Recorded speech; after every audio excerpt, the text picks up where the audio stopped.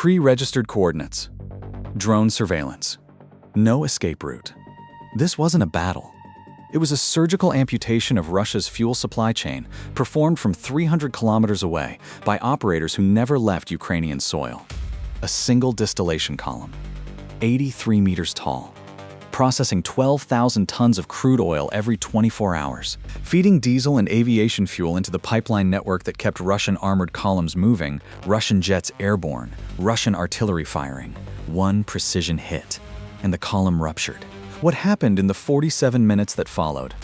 A cascade of secondary explosions, storage tank fires consuming 200,000 cubic meters of refined fuel, a refinery-wide emergency shutdown that took the complex offline for months, became one of the most consequential deep strike operations of the entire war. This is the story of how Ukraine reached into the industrial heart of Russia and switched off the lights. I'm your host at East Alert, where we analyze the battles that change wars. Today we're going deep inside one of Ukraine's most complex and devastating drone operations. A strike not against troops or vehicles, but against the logistical nervous system that made Russian military operations possible. Here's what most analysts miss. Destroying a tank costs Russia $3 million and takes time to replace.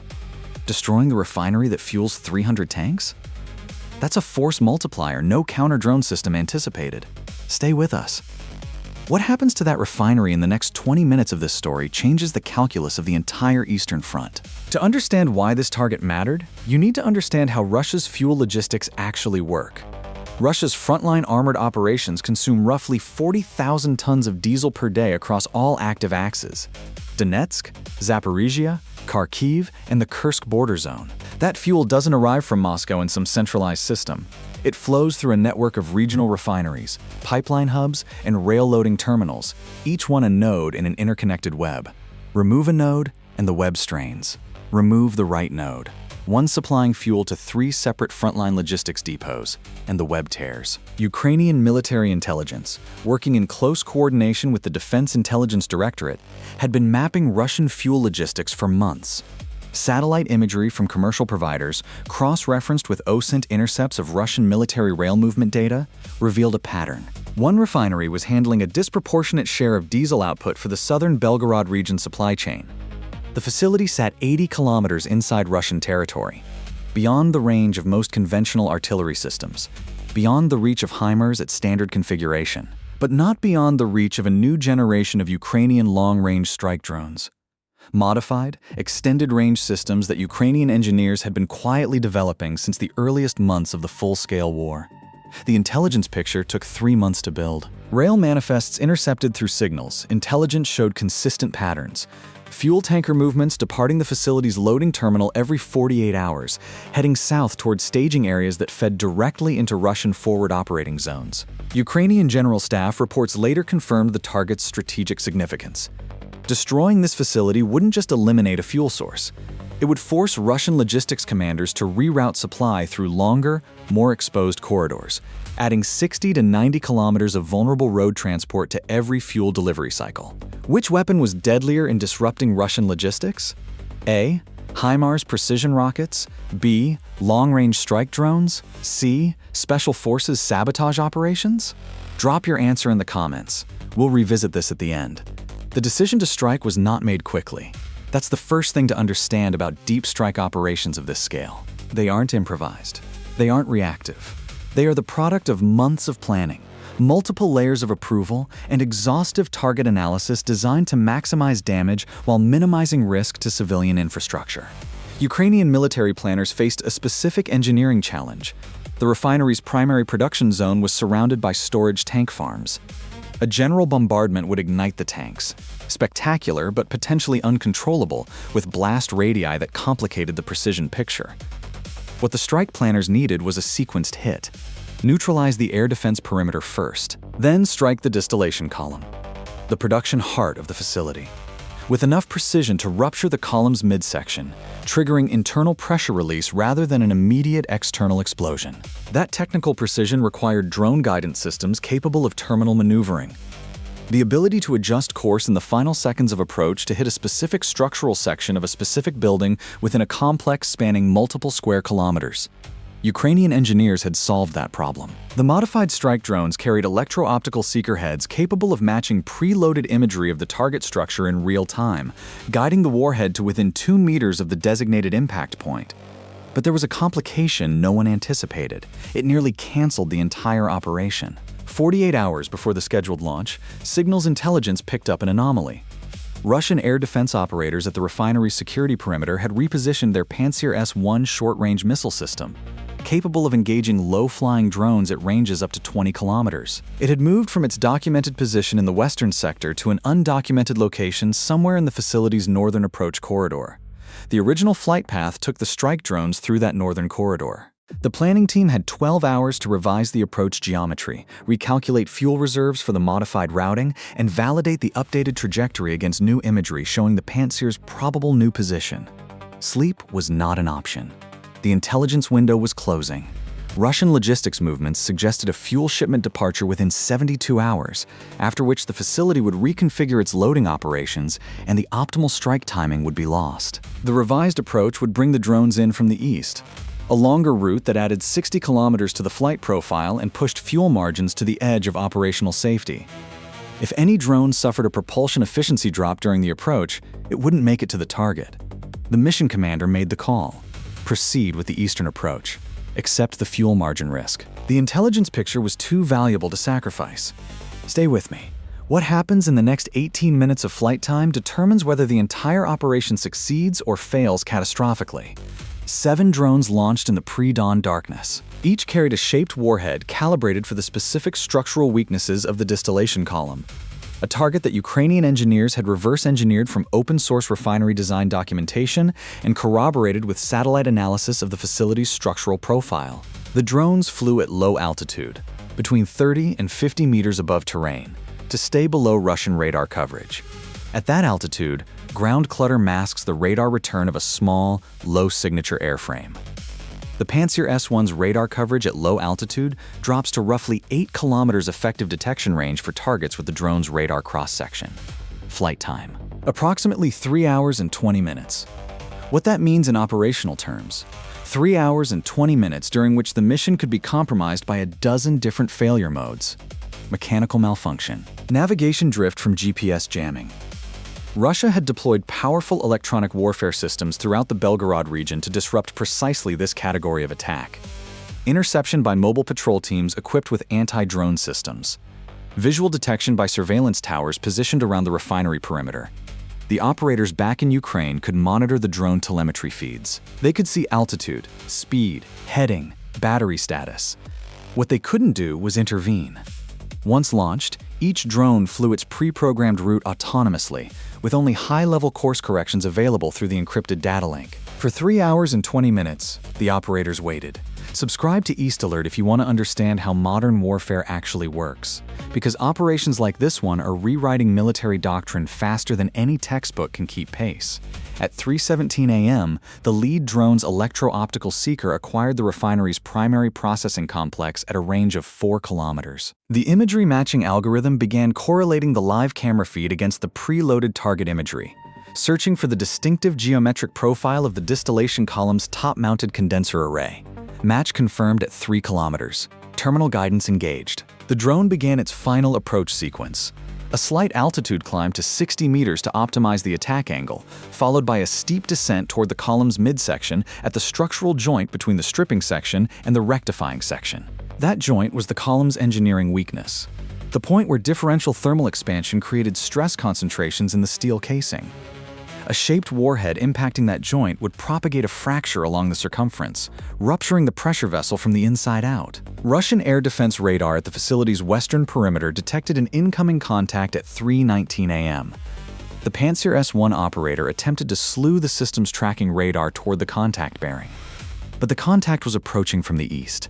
The Pantsir's new position in the northern corridor left its radar coverage angled away from the actual attack vector. By the time the operator recognized the geometry problem and called for support, the lead drone was 800 meters from the column. How many secondary fires did the initial strike cascade trigger within the first 20 minutes? A. 4 fires. B. 7 fires. C. 11 fires? Answer coming at the end. At 3:21 a.m., The first drone impacted the distillation column at the pre-calculated joint. The shaped warhead detonated. The fracture propagated around 60% of the column's circumference in the first 3 milliseconds. Internal pressure. The column was operating at normal processing pressure, approximately 2 bars, drove the rupture through the remaining 40% of the casing in the next half second. The column vented. A massive release of hot hydrocarbon vapor. The intermediate fractions being processed at that stage of the distillation sequence erupted from the rupture point as a dense, flammable cloud. The ignition source was the warhead's residual thermal signature. The cloud ignited approximately 2 seconds after the rupture. The resulting fireball reached 60 meters in diameter within the first 4 seconds. The thermal pulse radiated outward across the processing complex. Instrument lines failed. Control systems went offline across the facility's eastern processing zone. Emergency shutdown sequences triggered automatically throughout the refinery network. The second drone struck the rail loading terminal's pump station at 3:23 a.m. The pump station was the connection point between the refinery's storage tank farm and the loading infrastructure that filled tanker cars. Destroying the pump station severed that connection, even if the storage tanks themselves remained intact. The third drone targeted the control building housing the distributed control system servers managing the facility's operational processes. A modern refinery cannot operate without its control system infrastructure. Destroying those servers didn't just shut down the facility for the night. It created a recovery timeline measured in months. Drone operators captured what happened next through the electro-optical feeds maintained during the attack sequence. The fourth and fifth drones arrived at 3:24 a.m., targeting 2 of the large crude storage tanks in the northern tank farm. These were fixed-cone roof tanks, a design with a known vulnerability to overpressure when the floating roof seal is compromised by a nearby blast. The warheads didn't need to penetrate the tank shells directly. The blast overpressure from near-impact detonations was sufficient to lift the cone roofs, allowing hydrocarbon vapor accumulation that ignited from the burning distillation column's radiant heat. 2 storage tanks burning. Combined capacity, 140,000 cubic meters of crude oil feedstock. At 3:26 a.m., the sixth drone struck the facility's water cooling tower complex. Not a critical production asset in itself, but a force multiplier against firefighting capacity. A refinery's water cooling infrastructure supplies the emergency water systems that a facility's fire suppression network depends on. Destroying the cooling towers degraded the facility's ability to fight its own fires. The seventh drone, approaching from a slightly different azimuth, struck the secondary power substation feeding the facility's backup systems. By 3:31 a.m., 10 minutes after the first impact, the refinery was burning in 7 separate locations. The facility's emergency response team, approximately 40 personnel trained for industrial fire response, was overwhelmed. They had equipment to fight 1 major fire, perhaps 2, not 7. The facility-wide shutdown was complete, not a controlled shutdown. An emergency shutdown driven by system failures cascading across every processing unit simultaneously. At this point in the operation, Ukrainian drone intelligence revealed something that hadn't been anticipated. Intercepted communications indicate the facility's Russian military liaison officer, a military logistics coordinator present at the facility for fuel allocation oversight, initially reported to regional command that the attack was a small drone incident with limited damage. That communication went out at 3:25 a.m., 4 minutes into the strike sequence. By 3:45 a.m., the same officer was transmitting emergency communications indicating the facility was completely offline and that fuel deliveries scheduled for the following 72 hours would need to be sourced from alternative locations. There were no alternative locations with equivalent capacity. What do you think? Was targeting the refinery's control systems rather than the fuel storage tanks directly the correct strategic choice? Drop your analysis in the comments. The tactical reasoning here deserves a real debate. Russian regional logistics commanders attempted to improvise. Satellite imagery analysis confirmed significant vehicle movement from the direction of 2 secondary fuel depots within 48 hours of the strike. Russian logistics teams attempting to redirect fuel flows through alternate routes. Those alternate routes added 62 kilometers of road transport to every fuel delivery cycle, feeding 3 frontline supply depots. At Russian military convoy speeds, and with the security escort requirements for fuel transport in a contested zone, that 62 kilometers translated to an additional 6 to 8 hours per delivery cycle. In practical terms, Russian armored units relying on those depots received fuel deliveries on a 48 to 60-hour cycle instead of the previous 36 to 40-hour cycle. Not enough to halt operations, enough to constrain them, enough to force Russian commanders to prioritize which units received fuel allocations and which operated on reduced ration. The ripple effects were visible in subsequent frontline activity patterns. OSINT investigations revealed a measurable reduction in Russian armored vehicle movement density along 2 of the 3 supply axes connected to the affected logistics network in the weeks following the strike. Ukrainian military sources estimate this reduction at approximately 23% below baseline movement rates. 23% doesn't sound dramatic. In a grinding attritional war where logistics often determines tactical outcome more than firepower, 23% is the difference between an offensive operation that succeeds and one that stalls. If you believe logistics wins wars while tactics just decide battles, type East Alert in the comments. The damage assessment picture built up over days from multiple intelligence sources. Satellite imagery captured the facility's status across multiple passes in the days following the strike. The distillation column, the primary production asset, was visibly destroyed. The 2 storage tanks that ignited burned for approximately 31 hours before the fires exhausted the available fuel and burned out. The combined fuel loss from those tanks, approximately 94,000 cubic meters of refined product and crude feedstock. At market value, that fuel loss represented a figure Ukrainian sources estimate at between $80 and $120 million. And that calculation doesn't include the infrastructure replacement cost for the distillation column, the control systems, the pump station, and the substation. Ukrainian engineers estimated the facility's recovery timeline at a minimum of 8 months, assuming Russia could obtain the specialized refinery components needed for distillation column reconstruction. Those components are subject to Western sanctions, meaning Russia would need to source them through third-party channels, adding both time and cost to the recovery equation. 8 months offline. From a single operation conducted by 7 drones and a team of operators who never crossed into Russian territory. Combat footage verification shows what was perhaps the most telling indicator of the operation's impact. Russian military logistics vehicles were photographed at alternative fuel terminals in the weeks following the strike, queuing in lines stretching back several hundred meters from the loading facilities. Those queues represented the logistics squeeze that the refinery shutdown had created. Demand for fuel that the remaining distribution network couldn't efficiently absorb. The Panzer S-1 system that failed to intercept the strike? It was destroyed by a Ukrainian drone in a separate operation conducted 3 days later. It's repositioning. The same repositioning that nearly derailed the original strike had left it isolated from its support infrastructure, making it a more vulnerable target for a follow-up engagement.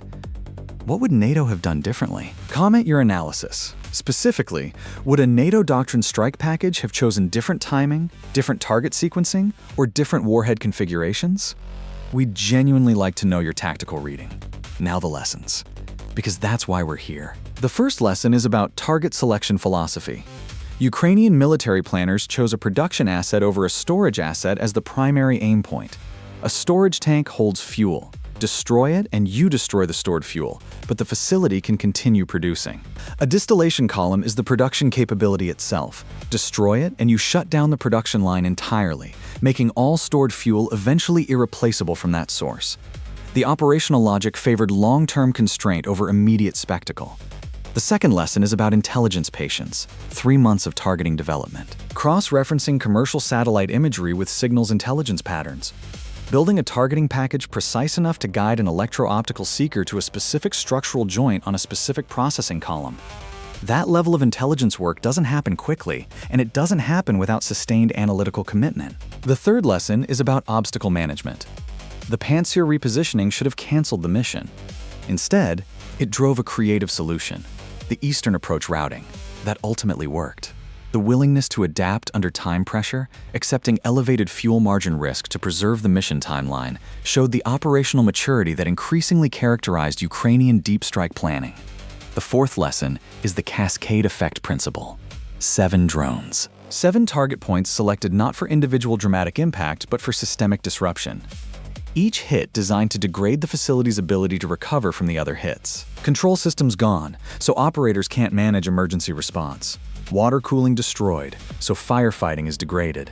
Power substation hit, so backup systems fail. The sequence was engineered as a system, not a collection of individual strikes. Russia's failure in this engagement was a compound failure. The air defense positioning was wrong, a systematic error, not an individual mistake, reflecting a doctrine that positioned short-range air defense optimized for threats from known attack vectors rather than the 360-degree coverage that autonomous drone operations demand. The early-hour timing exploited predictable alert posture degradation in Russian security rotations. The electronic warfare environment, while formidable, was unable to deny autonomous navigation guidance in a modern electro-optical seeker operating on inertial and visual reference rather than GPS dependence. The answer to the quiz: 11 secondary fires triggered within the first 20 minutes. The 7 primary strike impacts cascaded into 11 distinct fire events as thermal radiation and blast overpressure propagated across the interconnected facility systems. If you answered C, you understood the cascade engineering logic. If you answered A or B, rewatch the strike sequence description. The cascade mathematics are built into how refineries are physically constructed. Was targeting the control systems the right choice? This is a genuinely debatable question. Arguments for: control systems are non-redundant, long lead time to replace under sanctions, and their destruction amplifies the damage from every other hit.